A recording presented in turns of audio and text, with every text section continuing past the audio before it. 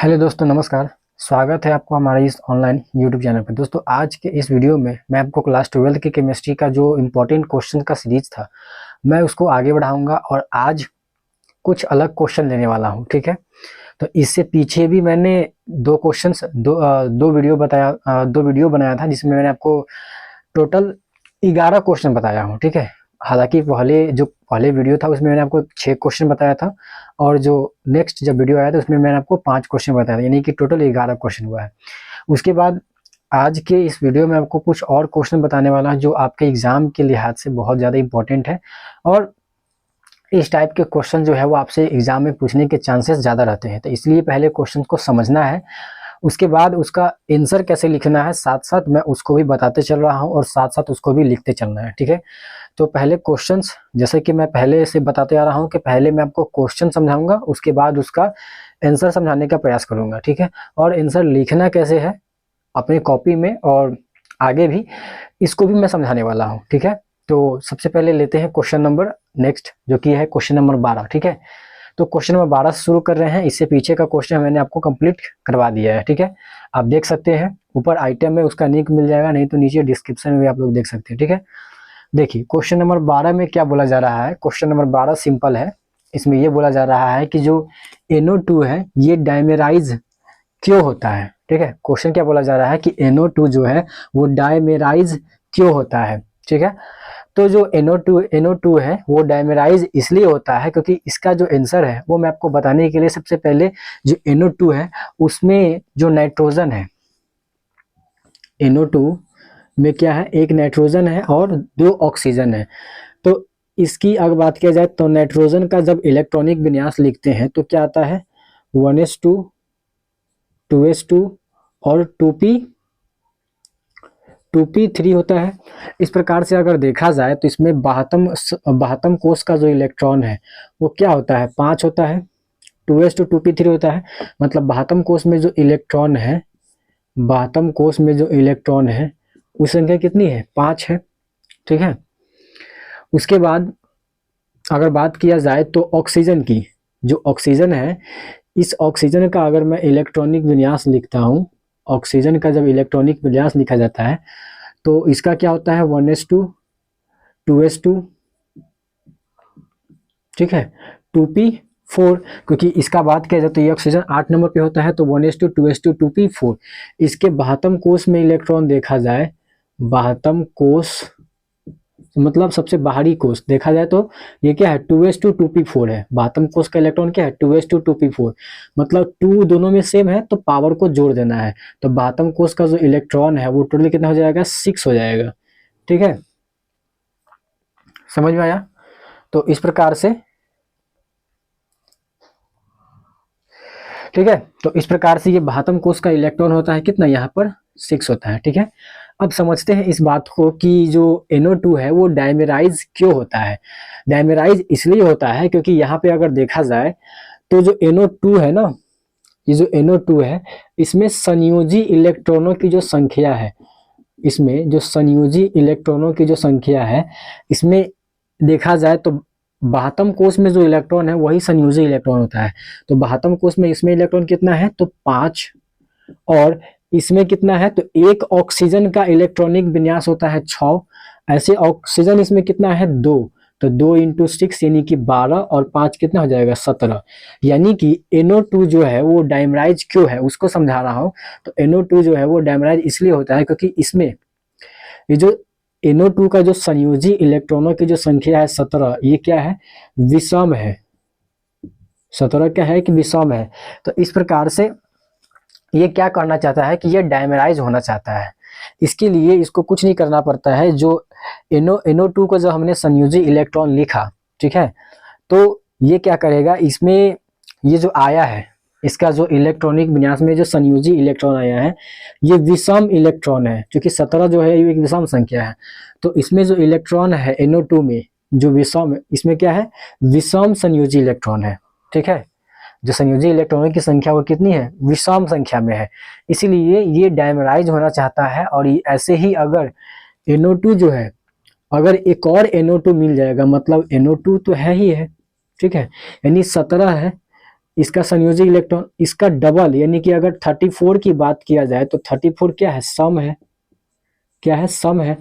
तो यानी कि एक NO2 जब हमने लिया तो उसमें इसके जो संयोजी इलेक्ट्रॉन आया वो क्या आया, 17 आया, जो कि विषम था। लेकिन एक और जब ले लेंगे तो वो क्या हो जाएगा, सम हो जाएगा। मतलब एक NO2 था और एक और NO2 अगर आ जाएगा, ठीक है, तो वो क्या हो जाएगा, यहाँ से 2 नाइट्रोजन हो जाएंगे, यानी कि N2, 2 ऑक्सीजन यानी कि 4 ऑक्सीजन हो जाएगा, मतलब N2O4। तो N2O4 ये बन जाएगा, क्या बन जाएगा, N2O4। इसका मतलब सिंपल ये है कि N2O4 जैसे ही हो जाएगा तो ये डायमराइज हो जाएगा, और डायमराइज मतलब दो गो हो गया, ये डाई मतलब दो गो हो गया, दो मिला तो N2O4 यानी कि डायमराइज होकर के ये क्या हो गया, अस्थाई हो गया। पहले क्या था, अस्थाई नहीं था, क्योंकि ये इसमें जो भी इलेक्ट्रॉन की संख्या था वो विषम था, विषम इलेक्ट्रॉन था, विषम संयोजी इलेक्ट्रॉन था, इसलिए ये अस्थाई नहीं था। लेकिन जैसे ही ये डायमराइज हो जाएगा, यानी कि NO2 और एक और NO2 मिल जाएगा इसके साथ, तो क्या बन जाएगा, N2O4 बन जाएगा। इस प्रकार से ये डायमराइज हो जाएगा और ये अस्थाई प्राप्त कर लेगा, और इस प्रकार ये NO2 जो है वो डायमराइज होता है। क्यों होता है, समझ में आ गया होगा। अब इसका आंसर लिखना कैसे है वो मैं आपको बता देता हूँ। तो सिंपल लिखना है कि जो NO2 है, NO2 के इलेक्ट्रॉनिक विन्यास में जो संयोजी इलेक्ट्रॉनों की संख्या होती है वो कितनी होती है, 17। वो मैंने आपको निकाल के बताया है, ठीक है। NO2 के जो NO2 के इलेक्ट्रॉनिक विन्यास में जो संयोजी इलेक्ट्रॉनों की संख्या होती है वो कितनी होती है, 34। पहले कितना था, 17, ठीक है। तो 17 ये क्या है, विषम संयोजी इलेक्ट्रॉन है, क्योंकि 17 एक विषम संख्या है, तो इसलिए इसको बोला जाता है विषम संयोजी इलेक्ट्रॉन, ठीक है। तो ये विषम इलेक्ट्रॉन का अणु है, ये जो NO2 है ये क्या है, विषम इलेक्ट्रॉन का अणु है, ठीक है।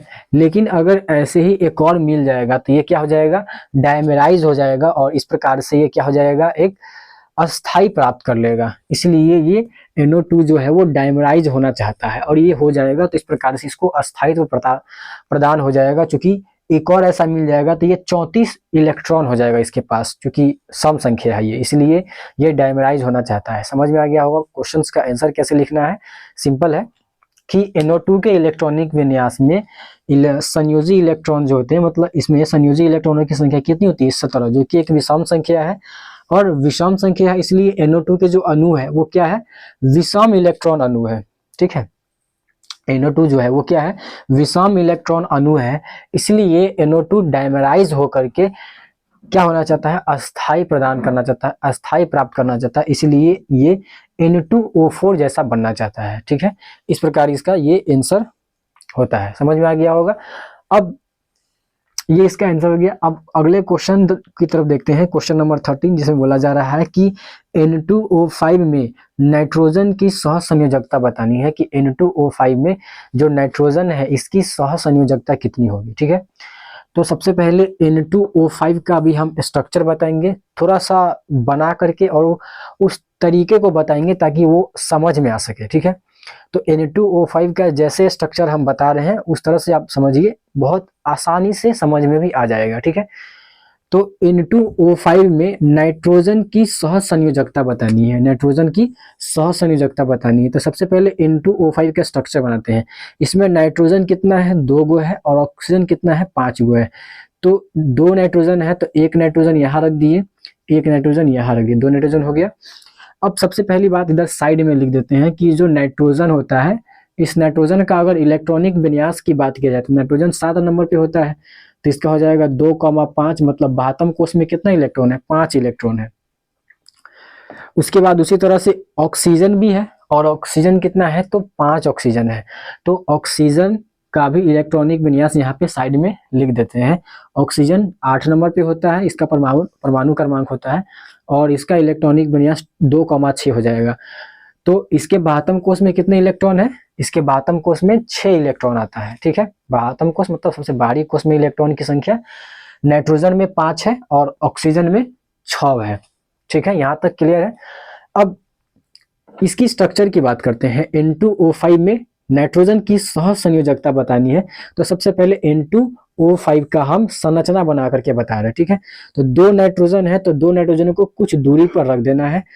ऑक्सीजन 5 है तो एक ऑक्सीजन, चूंकि नाइट्रोजन के पास जो है वो नाइट्रोजन के बाहतम कोष में 5 इलेक्ट्रॉन है, तो 5 इलेक्ट्रॉन है तो कुछ इस प्रकार से हो सकता है, 2 इलेक्ट्रॉन, 3 2 5, ठीक है, 1 2 3 और 2 5, यानी 5 इलेक्ट्रॉन दोनों में दे दिए।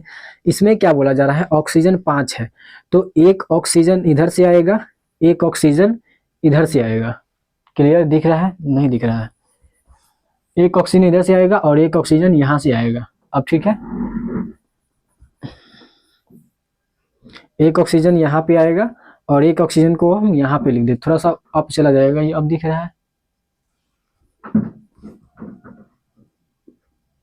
हाँ यहाँ पे दर्शा देता, ठीक है, थोड़ा सा और ऊपर, ठीक है। ये ऑक्सीजन है, यहाँ पे हमने यार एक वहां पे रख दिया है और एक यहाँ पे रख दिया है, ठीक है, दिख रहा है। चलिए, तो ये नाइट्रोजन हमने 2 रख दिया कुछ डिस्टेंस पे, और ऑक्सीजन 5 है तो एक ऑक्सीजन इधर से आएगा और एक ऑक्सीजन इधर से आएगा। क्योंकि ऑक्सीजन के बाहरी बातम कोष में इलेक्ट्रॉन कितना है, 6 है, तो 2 इलेक्ट्रॉन ये रहा, 2 इलेक्ट्रॉन ये रहा और 2 इलेक्ट्रॉन ये रहा, 6 इलेक्ट्रॉन हो गया इसके पास। बाहतम कोष में इसमें भी ऑक्सीजन है तो बाहतम कोष में 6 इलेक्ट्रॉन रहेगा, 2 2 4 और ये 2 6, ठीक है। अब नाइट्रोजन जो है ये क्या करता है कि इसके साथ बॉन्ड बनाता है, ये अपना एक इलेक्ट्रॉन रखता है और ये भी अपना एक इलेक्ट्रॉन रखता है, यानी कि ये वाला इलेक्ट्रॉन और ये वाला इसका पहला इलेक्ट्रॉन, इसका पहला इलेक्ट्रॉन इसके साथ बॉन्ड बना लेगा, ठीक है। इसका भी जो 2 इलेक्ट्रॉन था ये भी एक इलेक्ट्रॉन रखेगा, ये भी एक इलेक्ट्रॉन रखेगा और ये डबल बॉन्ड बना लेगा इस प्रकार से, ठीक है। उस प्रकार से इधर भी होगा, यहाँ पे इसके पास 2 इलेक्ट्रॉन है तो एक इलेक्ट्रॉन रखेगा ये भी और नाइट्रोजन रखेगा और एक इलेक्ट्रॉन रखेगा ऑक्सीजन, एक बॉन्ड बन गया। एक इलेक्ट्रॉन और है इसके पास तो ये भी रखेगा और ऑक्सीजन भी रखेगा, तो इस प्रकार से ये एक डबल बॉन्ड बन गया है। समझ में आ गया होगा। चलिए, अब नाइट्रोजन के पास 3 इलेक्ट्रॉन बचे हैं, हालांकि नाइट्रोजन के पास बाहतम कक्षा में 5 इलेक्ट्रॉन था, लेकिन 5 गो इलेक्ट्रॉन तो था, लेकिन इसने 2 इलेक्ट्रॉन यहाँ पे रख दिया अपना, एक electron number 1, electron number 2, 2 electron यहाँ रखा इसने अपना। ऑक्सीजन के बाहतम कोष में भी 6 इलेक्ट्रॉन था, लेकिन इसने क्या किया, 2 इलेक्ट्रॉन रख दिया यहाँ पे, डबल बॉन्ड बना लिया। बचा ऑक्सीजन के पास कितना इलेक्ट्रॉन, 4 इलेक्ट्रॉन, 2 इधर रहा, 2 ऊपर है, 4। और नाइट्रोजन के पास बाहतम कोष में 5 इलेक्ट्रॉन था, 2 रख के बॉन्ड बना लिया है, बचा कितना, 3। इधर भी वही सेम सिचुएशन है, नाइट्रोजन के पास 5 इलेक्ट्रॉन था, 2 इलेक्ट्रॉन रख करके ऑक्सीजन ने भी 2 इलेक्ट्रॉन रखा, ये अपने बॉन्ड बना लिया, डबल बॉन्ड बन गया यहाँ पर। क्लियर है यहाँ तक। उसके बाद अब क्या होता है, ऑक्सीजन 5 न था तो 2 आ गया है यूज में, अब बचा 2 और, तो क्या होगा कि जो 2 ऑक्सीजन है वो एक यहाँ से आएगा ऊपर से और एक यहाँ से आएगा, ठीक है, 2 ऑक्सीजन हो गया। तो एक ऑक्सीजन ये है और एक ऑक्सीजन ये है, तो अब क्या बचा, ये जो 2 इलेक्ट्रॉन है, क्योंकि ऑक्सीजन के बाहतम कोष में कितने इलेक्ट्रॉन है, 6 इलेक्ट्रॉन है, तो इसके पास भी 6 इलेक्ट्रॉन रहेगा, 1 2 3 4 5 6, और इसके पास भी 6 इलेक्ट्रॉन रहेगा, 1 2 3 4 5 6, 6 इलेक्ट्रॉन है। अब ये 6 इलेक्ट्रॉन है तो इसको अष्टक पुराने के लिए कितने इलेक्ट्रॉन को और जरूरत है, तो 2 इलेक्ट्रॉन और इसको चाहिए, तब ये फुलफिल हो जाएगा, ठीक है। तो ये क्या कहेगा, नाइट्रोजन से भीख मांगेगा ऑक्सीजन कि कहेगा हमको 2 इलेक्ट्रॉन दे दो, तो ऑक्सीजन जो है वो नाइट्रोजन से भीख मांगेगा, तो नाइट्रोजन बेचारा दयालु है तो ये अपना 2 इलेक्ट्रॉन इसको दान में दे देगा। इस प्रकार से इसने दोनों इलेक्ट्रॉन दिया है, इसलिए एरो से दर्शाएंगे, इस प्रकार से इसको दर्शाया जाता है, क्योंकि नाइट्रोजन ने अपने दोनों इलेक्ट्रॉन दे दिए हैं, ठीक है। उसी प्रकार से इधर से भी ऑक्सीजन आया है और ऑक्सीजन के पास 6 इलेक्ट्रॉन है, 2 इलेक्ट्रॉन उसको और चाहिए, तो वो नाइट्रोजन से अपना मांगेगा और नाइट्रोजन जो है थोड़ा इसको सहायता के लिए इसको 2 इलेक्ट्रॉन दे देता है कि जाओ तुम ही खुश रहना। तो ये 6 इलेक्ट्रॉन था, 2 इलेक्ट्रॉन इसने नाइट्रोजन से ले लिया, तो इस प्रकार इसका पूरा हो गया। क्योंकि ऑक्सीजन ने इलेक्ट्रॉन लिया है तो ऑक्सीजन पे आता है माइनस, और नाइट्रोजन ने इलेक्ट्रॉन दिया है इसलिए नाइट्रोजन पे आएगा प्लस। उसी प्रकार इधर भी है, नाइट्रोजन ने इलेक्ट्रॉन दोनों दे दिया है इसलिए प्लस आएगा, और ऑक्सीजन ने लिया है इसलिए माइनस आएगा, ठीक है। अब बचा नाइट्रोजन के पास भी 1 इलेक्ट्रॉन बचा है यहाँ पर, और इधर भी नाइट्रोजन के पास 1 इलेक्ट्रॉन यहाँ पे ये बचा हुआ है। क्योंकि 5 इलेक्ट्रॉन था तो 2 इलेक्ट्रॉन यहाँ पे बॉन्ड बना लिया और दोनों इलेक्ट्रॉन इधर ऑक्सीजन को दे दिया। उसी प्रकार से नाइट्रोजन, इसके पास 5 इलेक्ट्रॉन था, 2 इलेक्ट्रॉन यहाँ पे रखा, ऑक्सीजन भी 2 इलेक्ट्रॉन रखा, बॉन्ड बना लिया। बाकी जो 3 इलेक्ट्रॉन बचा उसमें से 2 इलेक्ट्रॉन इस ऑक्सीजन को दे दिया, बचा 1 इलेक्ट्रॉन। अब ये एक इलेक्ट्रॉन का क्या करेगा उसको समझना है। चूंकि ऑक्सीजन की संख्या 5 है तो चार ऑक्सीजन यूज में आ गया है। अब बचा क्या, एक ऑक्सीजन और बच गया है, तो उसको समझते हैं। एक ऑक्सीजन आएगा एकदम बीच में आएगा, ठीक है। ऑक्सीजन जब भी आएगा तो इसके बाहतम कोष में कितना इलेक्ट्रॉन रहेगा, 6 इलेक्ट्रॉन रहेगा, ठीक है। तो 2 2 4, ठीक है। और एक इलेक्ट्रॉन ये अपना रखेगा इधर से, एक इलेक्ट्रॉन इधर रखेगा अपना। इधर वाले नाइट्रोजन के पास भी एक इलेक्ट्रॉन था तो ये भी बेचारा अपना एक इलेक्ट्रॉन रख देगा, कहेगा कि आओ दोस्ती कर लेते हैं हम दोनों। तो ये अपना एक इलेक्ट्रॉन रखा नाइट्रोजन ने, जिसके पास एक इलेक्ट्रॉन बचा हुआ था, और ऑक्सीजन भी अपना एक इलेक्ट्रॉन रख दिया, बॉन्ड बना लिया। उस प्रकार से नाइट्रोजन के पास इधर भी एक इलेक्ट्रॉन था, ऑक्सीजन ने अपना एक इलेक्ट्रॉन रख दिया, और इस प्रकार से इसने बॉन्ड बना लिया, सिंगल बॉन्ड, ठीक है। तो ये इस प्रकार का स्ट्रक्चर होता है। ये क्या है, इसका स्ट्रक्चर है, संरचना है, ठीक है। क्या है, संरचना है किसकी, तो N2O5 का संरचना है। इस प्रकार से इसका संरचना होता है किसका, N2O5 का, ठीक है। अब क्वेश्चन में क्या बोला गया है कि N2O5 में जो नाइट्रोजन है वो नाइट्रोजन की सह संयोजकता क्या है वो बताना है। तो आप खुद दे सकते हैं कि नाइट्रोजन की सह संयोजकता कितनी है, यानी नाइट्रोजन जो है कितना बॉन्ड बना रहा है। तो नाइट्रोजन जो है 4 युग्मित इलेक्ट्रॉन को, युग्मित कहने का मतलब है कि पेयर में देखना है, ठीक है। तो हालांकि नाइट्रोजन के पास 5 इलेक्ट्रॉन था, नाइट्रोजन के पास 5 इलेक्ट्रॉन था, लेकिन उसने 4 इलेक्ट्रॉन को दिया, संयोग किया, एक दूसरे को सहायता किया। 2 इलेक्ट्रॉन यहाँ रखा, 2 इलेक्ट्रॉन इसको दे दिया, तो 4 युग्मित इलेक्ट्रॉन, ठीक है। इसकी क्या किया, इसने सहसंयोज किया, ठीक है। सहसंयोजी मतलब संयोग किया, ये दिया, ठीक है। इस प्रकार से जो नाइट्रोजन है ये क्या करता है, इलेक्ट्रॉन युग्म का साझा करता है, मतलब दान करता है युग्मित इलेक्ट्रॉन को, ठीक है। ये क्या करता है, साझा करता है, मतलब बांटता है। 2 इलेक्ट्रॉन यहाँ रखा, 2 इलेक्ट्रॉन इसको दिया, तो 4 युग्मित इलेक्ट्रॉनों को इसने क्या किया, साझा किया। साझा मतलब डिस्ट्रीब्यूट, ठीक है। अगर कोई चीज है तो हम आप हमारे पास भी कुछ है तो हम क्या करेंगे, कुछ चीजों को साझा कर सकते हैं, मतलब किसी किसी में वो चीजें जो है वो वितरित कर सकते हैं, बांट सकते हैं, अगर मेरे पास है तब ना। उसी प्रकार से यहाँ पर भी नाइट्रोजन के पास 5 इलेक्ट्रॉन था, इसने 4 युग्मित इलेक्ट्रॉन को, क्योंकि 4 है तो इसमें कितने पेयर बनेंगे, 2 का पेयर बनेगा, 2 गो। तो उसने क्या किया, 4 युग्मित इलेक्ट्रॉनों को साझा किया। जब 4 युग्मित इलेक्ट्रॉनों को साझा किया तो ये क्या किया, इसकी जो सहसंयोजकता है वो कितनी हो जाएगी, इस प्रकार से ये हो जाएगा 4, ठीक है। तो इस प्रकार से जो N2O5 है, इसमें N2O5 में ये जो N2O5 है इसकी सह संयोजकता कितनी हो जाएगी, 4 हो जाएगी। समझ में आ गया होगा, क्यों, क्योंकि इसने 4 युग्मित इलेक्ट्रॉनों को साझा किया। तो क्वेश्चंस और समझ में आ गया होगा, और उसका आंसर्स अब मैं फिर से बता देता हूं, क्योंकि इसमें स्ट्रक्चर बनाने में थोड़ा सा समय लग गया था, ठीक है। अब क्वेश्चंस क्या था, क्वेश्चन ये था कि N2O5 में नाइट्रोजन की सह संयोजकता क्या है, ठीक है। क्वेश्चन फिर से रिपीट कर देते हैं, इंपॉर्टेंट है इसलिए। N2O5 में नाइट्रोजन की सह संयोजकता क्या है, तो इसका आइए जानते हैं इसका आंसर क्या होगा। तो नाइट्रोजन N2O5 में नाइट्रोजन की सह संयोजकता बतानी है, तो सबसे पहले N2O5 का स्ट्रक्चर देख लेते हैं। N2O5 का स्ट्रक्चर कैसा होता है, ऐसा होता है, हमने बता दिया किस प्रकार से बना ये स्ट्रक्चर।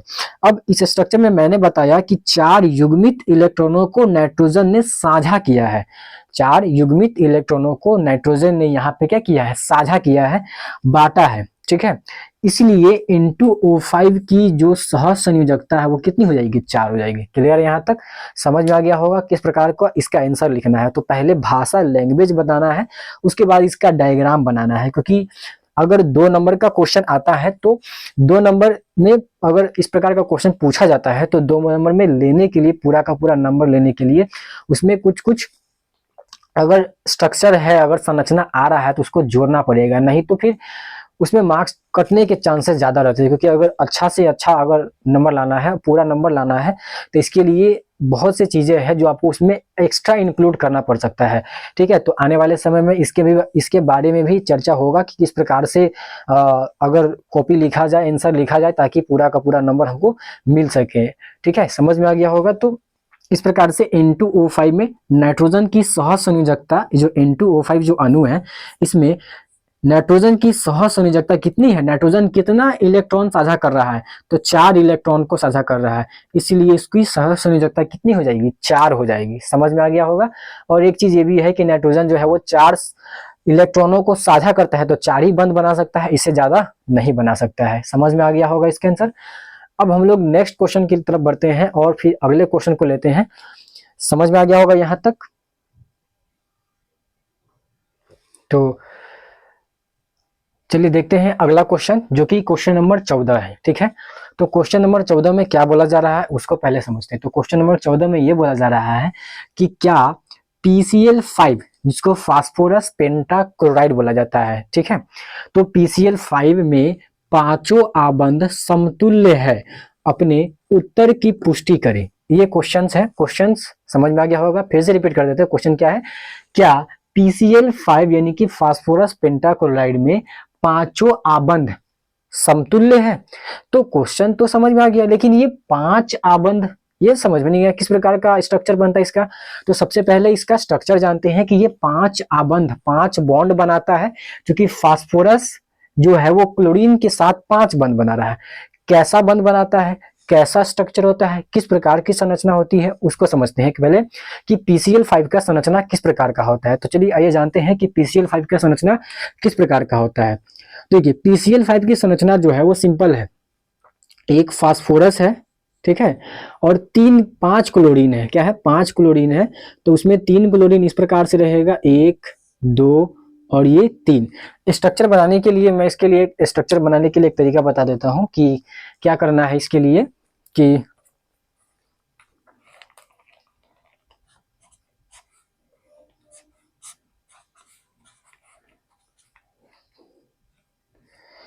जैसे देख सकते हैं कि इसमें इस प्रकार का है, ये एक फास्फोरस है जो कि बीच में है, ठीक है, और 3 क्लोरीन है जो इस प्रकार से, एक क्लोरीन इधर है इस कोने में कॉर्नर टाइप में है, और एक क्लोरीन यहाँ पे है जो इस कॉर्नर में है, और एक क्लोरीन जस्ट इसके सामने है यहाँ पर, ठीक है।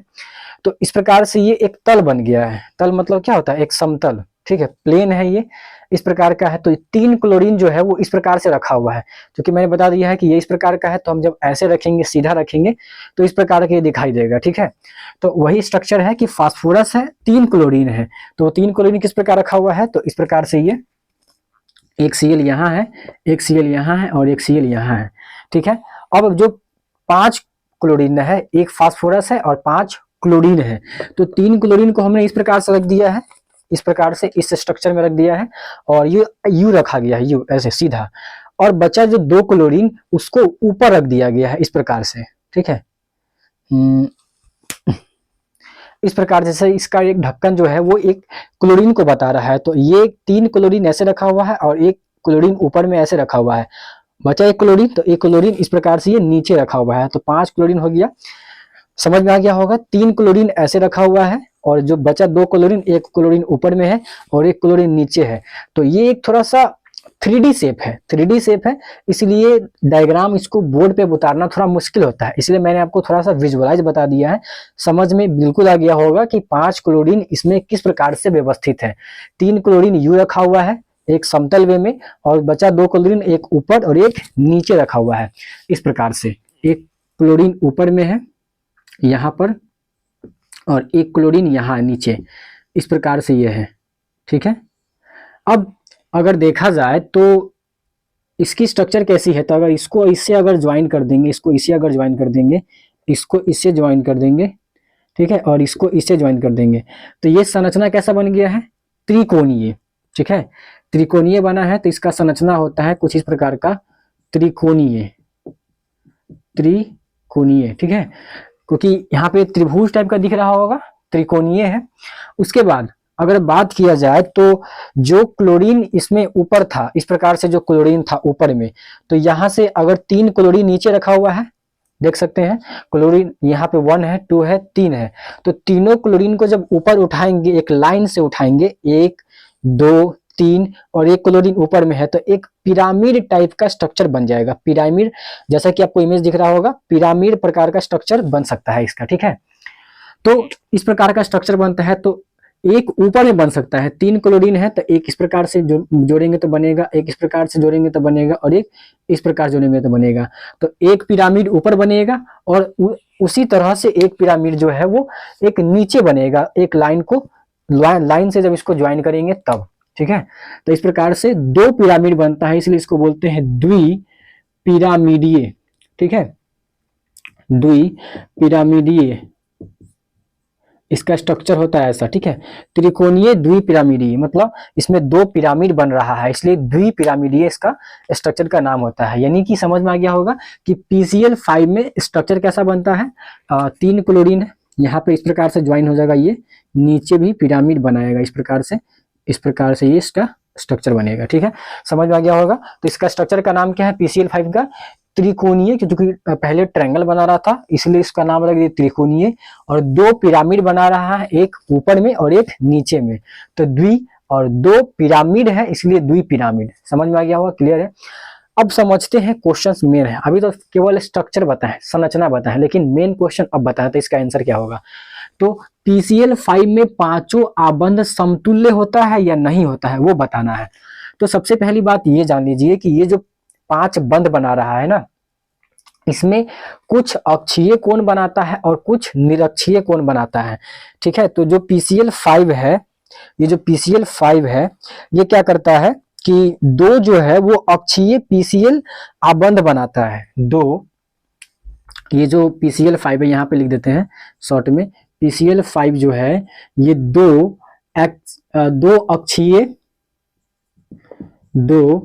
अक्षीय कोण बनाता है, ठीक है। वो भी कैसा, PCl प्रकार का, क्योंकि फास्फोरस और क्लोरीन है तो 2 PCl अक्षीय आबंध बनाता है, कोण बनाता है, ठीक है। आबंध, क्योंकि यहाँ पे किसकी बात की है, आबंध की बात किया है ना, तो यहाँ पे भी लिख देते हैं आबंध। तो 2 अक्षीय आबंध बनाता है, ठीक है, 2 अक्षीय आबंध बनाता है, एक ऊपर और एक नीचे, ठीक है। और जो PCl5 है ये 3 निरक्षीय आबंध बनाता है, निरक्षीय आबंध बनाता है, वो भी कैसा, तो PCl प्रकार का, क्योंकि फास्फोरस और क्लोरीन है तो फास्फोरस और क्लोरीन ही आबंध बनाएगा। यहाँ तक क्लियर हो गया होगा। तो PCl5 में क्या है, ये एक द्विपिरामिडीय संरचना है, त्रिकोणीय द्विपिरामिडीय संरचना है, और PCl5 में 2 अक्षीय आबंध बनता है और 3 निरक्षीय आबंध बनता है, ठीक है। तो जो अक्षीय आबंध होता है जिसको बोला जाता है, अक्षीय आबंध को बोला जाता है एक्सियल, ठीक है। इसको हम जनरली ए से डिनोट करेंगे, अक्षीय आबंध को किसे डिनोट करेंगे, ए से, ठीक है। और जो निरक्षीय आबंध है, ठीक है, जो निरक्षीय आबंध है उसको बोला जाता है इक्विटोरियल, ठीक है। क्या बोला जाता है, इक्विटोरियल।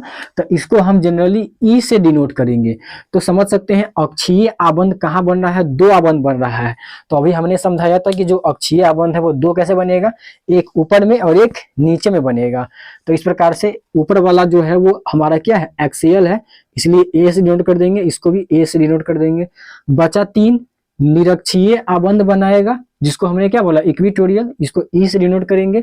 तो इस प्रकार से ये यहाँ पर भी बनाएगा ई, यहाँ पर बनाएगा ई, और यहाँ पर बनाएगा ई, ठीक है। तो 3 निरक्षीय आबंध बनाता है PCl5 और 2 अक्षीय आबंध बनाता है, आबंध मतलब बॉन्ड, समझ में आ गया होगा। तो इसमें ये जानने वाली बात है कि जो अक्षीय आबंध होता है ना, जो अक्षीय आबंध होता है ये कितना डिग्री का होता है, समझ सकते हैं। अक्षीय आबंध की बात किया जाएगा तो आप लोग खुद सोच करके बता सकते हैं कि अक्षीय आबंध जो है वो कितने एंगल का बनेगा, कितना डिग्री का बनेगा, खुद सोच के बता सकते हैं। क्योंकि अक्षीय आबंध क्या है, जो ऊपर में क्लोरीन है और नीचे में क्लोरीन है उसके द्वारा, जैसे ये क्लोरीन, 3 क्लोरीन ऐसे रखा हुआ है, एक क्लोरीन ऊपर में है, तो ये क्लोरीन जो है इस पे लंब है, तो लंब है तो कितना डिग्री का कोण बनाएगा, 90 डिग्री का बनाएगा। इस प्रकार से यहाँ पर 90 डिग्री का कोण बनता है। तो समझ गए होंगे अक्षीय आबंध लंबाई कितनी होती है, 90 डिग्री का होता है। ये कितना होता है, 90 डिग्री का होता है। जबकि निरक्षीय की बात किया जाएगा तो निरक्षीय में क्या है, इस प्रकार का इसका स्ट्रक्चर था। फिर से यहाँ पे थोड़ा सा बता देते हैं, क्लियर विजुअल है। तो फास्फोरस था, 3 क्लोरीन इस प्रकार से हमने रख दिया, एक Cl यहाँ, एक Cl यहाँ, एक Cl यहाँ। उसके बाद जब हमने इसको ज्वाइन किया तो इसका स्ट्रक्चर कैसा बना, तो त्रिकोणीय बना। तो जब त्रिकोणीय बना तो ये पूरा कितने का होगा, पूरा 360 डिग्री का होगा। पूरा कितने का होगा, 360 डिग्री का होगा। तो 360 डिग्री का पूरा बनेगा। और ये है कितने, 3 है, तो 3 से भाग लगा देंगे तो कितना लग जाएगा, 120 डिग्री का ये एंगल बनाता है। तो जो निरक्षीय कोण है, ये जो निरक्षीय कोण है उसका मान कितना होता है, 120 डिग्री का होता है। समझ में आ गया होगा। तो अक्षीय आबंध की लंबाई होती है, अक्षीय आबंध कोण जो बनाता है वो 90 डिग्री का बनाता है, 90 डिग्री का बनाता है। और जो निरक्षीय आबंध होता है वो कितना होता है, 120 डिग्री का होता है। अब आप लोग खुद जज करके बता सकते हैं कि जो पांचों आबंध है क्या वो समतुल्य है, क्या वो बराबर है, नहीं। क्यों, क्योंकि एक जो है वो अक्षीय आबंध बना रहा है जो कि 90 डिग्री का है, और दूसरा 3 जो है वो निरक्षीय आबंध बना रहा है जो कि 120 डिग्री का होता है। क्योंकि इसमें समानता नहीं है, डिफरेंस है, इसलिए इसके आबंध को हम क्या बोल सकते हैं, समतुल्य नहीं बोल सकते हैं। नहीं, ये नहीं है, ठीक है। अब समझते हैं, ये जो 90 डिग्री का जो अक्षीय आबंध होता है ये लंबा होता है। क्या होता है, ये लंबा होता है। यहाँ पे लिख देते हैं, जो अक्षीय आबंध होता है वो कैसा होता है, लंबा होता है, ठीक है। क्यों लंबा होता है, क्योंकि 90 डिग्री और 120 डिग्री में बड़ा कौन है, 120 डिग्री। तो 120 डिग्री वाला क्लोरीन फास्फोरस से दूर रहेगा। जब दूर रहेगा तो उतना आकर्षण नहीं दिखा पाएगा, इसलिए इसका आबंध छोटा होता है। लेकिन 90 डिग्री में बात किया जाए तो फास्फोरस से क्लोरीन जो है 90 डिग्री का एंगल बना रहा है, तो वो नजदीक रहेगा। जब नजदीक रहेगा तो वो उसमें प्रतिकर्षण होगा और वो उसको दूर भेगाएगा। जब दूर भेगाएगा तो उसका आबंध लंबाई क्या हो जाएगा, लंबा हो जाएगा, बड़ा हो जाएगा। इस प्रकार से इसका जो आबंध लंबा होता है, किसका, तो अक्षीय आबंध लंबा होता है, और जो निरक्षीय आबंध होता है वो छोटा होता है। क्यों, क्योंकि इसमें 120 डिग्री का एंगल बनता है जो कि बड़ा है और दूर रहेगा क्लोरीन फास्फोरस से। यहाँ जैसे कि यहाँ पे दिख रहा होगा। यहाँ तक समझ में आ गया होगा। तो इसका आंसर सिंपल है। सबसे पहले फिर से मैं क्वेश्चंस को रिपीट कर देता हूँ, उसके बाद मैं इसका एक बार आंसर बताऊंगा कि लिखना कैसे है। तो सबसे पहली बात, क्वेश्चन में ये बोला गया था कि क्या PCl5 में पांचों आबंध जो है वो समतुल्य है, ठीक है। क्वेश्चन समझ में आ गया होगा कि क्या PCl5 यानी कि फास्फोरस पेंटाक्लोराइड में पांचों आबंध, जो 5 आबंध बना रहा है वो समतुल्य है। तो जवाब क्या होगा, नहीं। तो डायरेक्ट नहीं बताना है, डायरेक्ट नहीं बता दीजिएगा तो फिर 2 नंबर कैसे मिलेगा। 2 नंबर का क्वेश्चन एग्जाम में पूछा जाता है, ठीक है। तो क्या लिखना है, इसका जवाब मैं आपको बताता हूं, ठीक है। तो लिखना है कि जो PCl5 है यानी कि फास्फोरस पेंटाक्लोराइड जो है, इसकी संरचना त्रिकोणीय त्रिकोणीय द्विपिरामिडीय होती है, ठीक है। समझ में आ गया होगा। पूरा नहीं बता रहे, एक लाइन ही बताए हैं। सबसे पहली बात कि PCl5 की संरचना कैसी होती है, त्रिकोणीय द्विपिरामिडीय होती है। और इसमें 3 जो है, और इसमें 2 जो है अक्षीय आबंध, 2 अक्षीय आबंध बना था, एक ऊपर एक नीचे, तथा 3 निरक्षीय आबंध बनती है, ठीक है। समझ में आ गया होगा। सबसे पहली बात हम बता रहे हैं ये कि PCl5 में, PCl5 की जो संरचना होती है वो कैसी होती है, त्रिकोणीय द्विपिरामिडीय होती है। और PCl5 में 2 अक्षीय आबंध तथा 3 निरक्षीय आबंध बनते हैं। जो इसमें क्या होता है कि अक्षीय आबंध और निरक्षीय आबंध जो होता है, इसमें अक्षीय आबंध लंबा होता है, अभी हमने बताया अक्षीय आबंध लंबा होता है, इसलिए इसमें आबंध में भिन्नता पाई जाती है, ये समतुल्य नहीं होता है। समझ में आ गया होगा। इसका आंसर सिंपल है। इसका आंसर क्या होगा कि PCl5 की संरचना त्रिकोणीय द्विपिरामिडीय होती है और PCl5 में 2 अक्षीय आबंध बनता है जबकि 3 निरक्षीय आबंध बनता है। अक्षीय आबंध की लंबाई लंबी होती है निरक्षीय आबंध से, इसलिए PCl5 में आबंध जो है वो समतुल्य नहीं होता है, एक समान नहीं होता है, इसमें भिन्नता होती है। समझ में आ गया होगा क्यों भिन्नता होती है, क्योंकि साफ नजर आ रहा है एगो 90 डिग्री एगो 120 डिग्री का बन रहा है। समझ में आ गया होगा, क्लियर है। चलिए अगला क्वेश्चन की तरफ बढ़ते हैं, क्वेश्चन नंबर 15, ठीक है। क्वेश्चन नंबर 15, क्वेश्चन नंबर 15 में क्या बोला जा रहा है उसको पहले समझते हैं। तो क्वेश्चन नंबर 15 में ये बोला जा रहा है कि O3 शक्तिशाली ऑक्सीकारक के रूप में कार्य करता है, क्यों।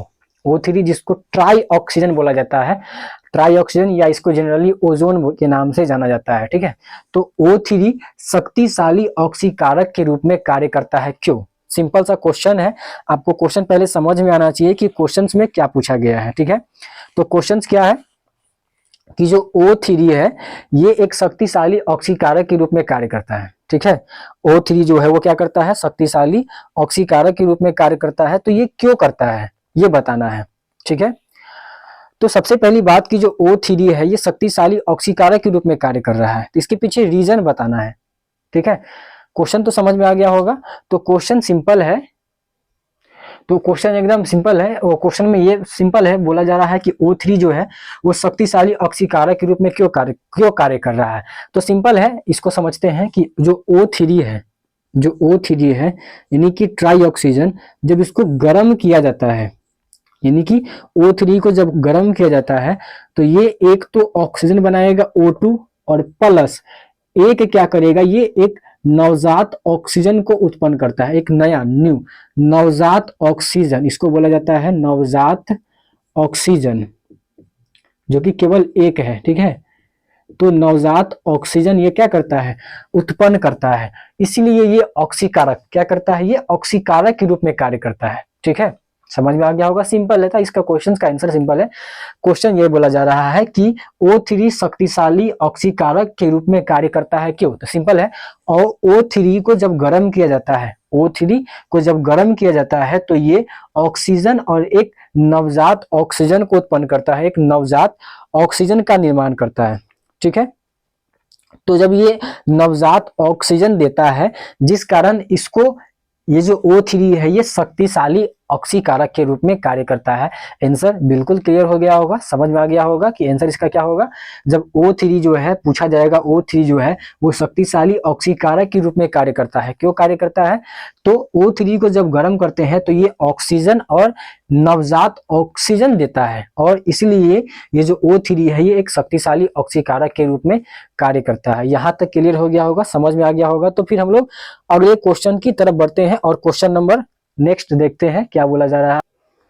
तो चलिए देखते हैं अगला क्वेश्चन, नेक्स्ट क्वेश्चन में क्या बोला जा रहा है। तो क्वेश्चन नंबर अगला होगा 16। ठीक है, तो क्वेश्चन नंबर 16 में क्या बोला जा रहा है, क्वेश्चन नंबर 16 है कि क्या होता है जब पहला सांद्र सल्फ्यूरिक अम्ल यानी कि कंसंट्रेटेड H2SO4 को कैल्शियम फ्लोराइड में मिलाया जाता है। ठीक है, सिंपल क्वेश्चन है। इसमें क्या बोला जा रहा है कि क्या होता है, क्या बोला जा रहा है, क्या होता है जब सांद्र H2SO4 को कैल्शियम फ्लोराइड में मिलाया जाता है। तो सबसे पहली बात कि जो कुछ भी बोला गया है, जिसका जिसका चर्चा हुआ है, सबसे पहले उसको लिख लेते हैं। तो क्या बोला है, क्या होता है, तो क्या होता है तो दूर की बात है, सबसे पहले किसको मिलाया गया है, जब सांद्र H2SO4 यानी कि H2SO4 कंसंट्रेटेड H2SO4 होना चाहिए, कैसा होना चाहिए, कंसंट्रेटेड यानी कि सांद्र H2SO4। ठीक है, इसके साथ क्या मिलाया जाएगा, तो कैल्शियम फ्लोराइड को CaF2, इसको बोला जाता है कैल्शियम फ्लोराइड। तो CaF2 यानी कि कैल्शियम फ्लोराइड के साथ जब सांद्र H2SO4 को मिलाया जाता है तो क्या होता है, सिंपल याद रखना है कि कैल्शियम यहाँ पे सल्फेट H2SO4 है, हाइड्रोजन सल्फेट है, मतलब इसको सल्फ्यूरिक अम्ल बोला जाता है। तो Ca जो है वो SO4 से मिलेगा, क्या बना लेगा, CaSO4 यानी कि कैल्शियम सल्फेट। उसके बाद यहाँ दो हाइड्रोजन है और जो दो फ्लोरीन है, ये मिल करके क्या बना लेगा, दो गो हाइड्रोजन और दो गो फ्लोरीन, यानी कि आगे लिख दिए हैं दो, इसका मतलब हाइड्रोजन भी दो गो है और फ्लोरीन भी दो गो है, यानी कि यहाँ पे इसको क्या बोलेंगे, हाइड्रोजन फ्लोराइड, क्या बोलेंगे, हाइड्रोजन फ्लोराइड। क्लियर है यहाँ तक, ये सिंपल है कि जब सांद्र H2SO4 को कैल्शियम फ्लोराइड में मिलाया जाता है तो क्या होता है, कैल्शियम सल्फेट और हाइड्रोजन फ्लोराइड का निर्माण होता है। तो क्लियर होना चाहिए, ऐसे क्वेश्चंस आपके एग्जाम में हो सकते हैं, देखे जा सकते हैं। तो क्वेश्चन ध्यान से समझना है, क्वेश्चंस क्या है, बहुत इंपॉर्टेंट है। बोला जा रहा है कि क्या होता है जब सांद्र H2SO4 को कैल्शियम फ्लोराइड में मिलाया जाता है। तो सिंपल है, जब कैल्शियम फ्लोराइड में कंसंट्रेटेड यानी कि सांद्र H2SO4 को मिलाएंगे तो क्या होगा, CaSO4 से मिलेगा, कैल्शियम सल्फेट बनाएगा, और दो हाइड्रोजन दो फ्लोरीन से मिलेगा, H2HF बनाएगा, यानी कि हाइड्रोजन फ्लोराइड और कैल्शियम सल्फेट का निर्माण करेगा। सिंपल है।